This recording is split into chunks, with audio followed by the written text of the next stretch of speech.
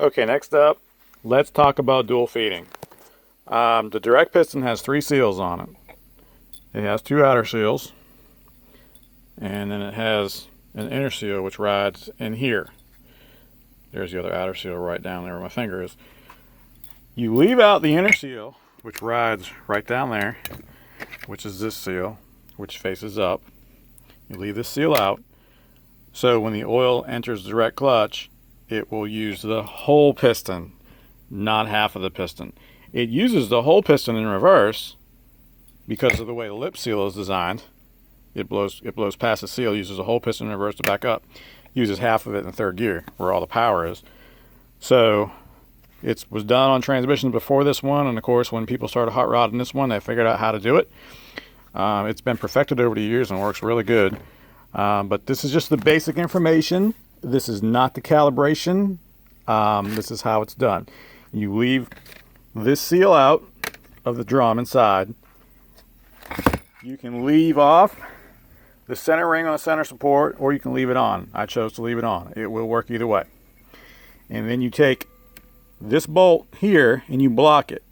It normally looks like this, and you can just take a governor check ball and beat it in there, but you have to sacrifice a governor for that, which I'm not going to do. So I just bought a bunch of bolts from Master Car, and you stick it in there. This hole feeds in reverse. This is where the oil comes to use the piston. The transmission still backs up in reverse on the low and reverse clutch, so it's not really wounded by losing that clutch in reverse. There are some other mods in the valve body. There are some other mods in the actual clutch drum itself. That's when it pays to talk to somebody you know that knows how to do it, and most likely you're going to have to pay them for that information, because I'm not giving it out on the internet either, because this is how I make my money. But that's the basics, ins and outs of direct clutch dual feeding. Dual feeding is not entirely necessary, probably for 80% of the guys. In my opinion, dual feeding is something that you do when you're running really fast. I'm not going to give you an ET because that would open a can of worms.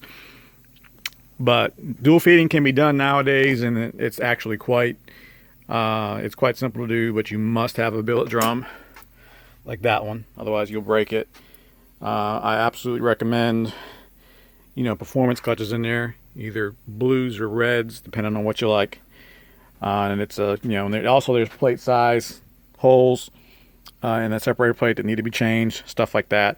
It opens a whole other can of worms if you need it, and that's why I'm saying that if you don't need it, leave it alone. If you do need it, seek out somebody who's done it, and be happy to ask their advice and be willing to compensate them for their knowledge. Okay, so after we've dual fed, we're going to load this piston in the drum. Again, another seal protector, another lip wizard, and we will just move on down the line, and we'll put the retaining basket in with the springs and the snap ring, and then I will start to load the clutches.